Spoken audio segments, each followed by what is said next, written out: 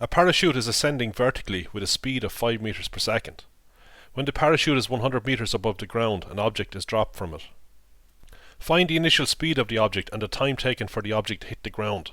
So we are assuming that the parachute is moving with a constant speed of 5 meters per second vertically up.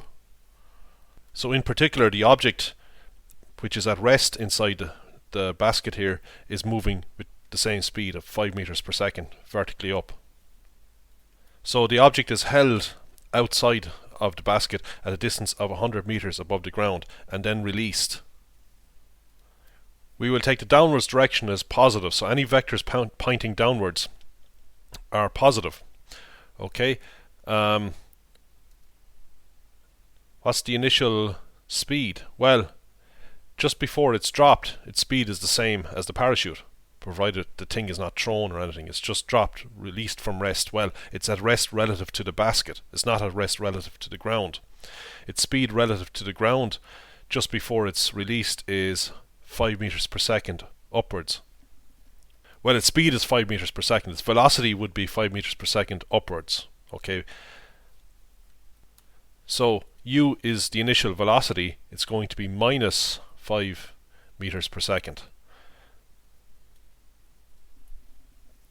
because downwards is taken to be positive.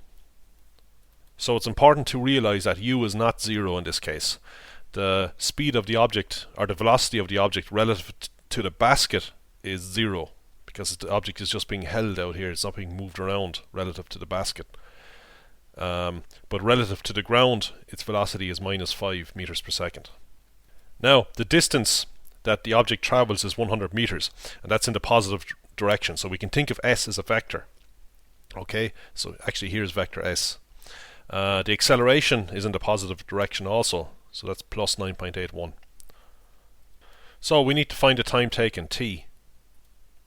And the formula that connects these four quantities is s equals ut plus a half at squared.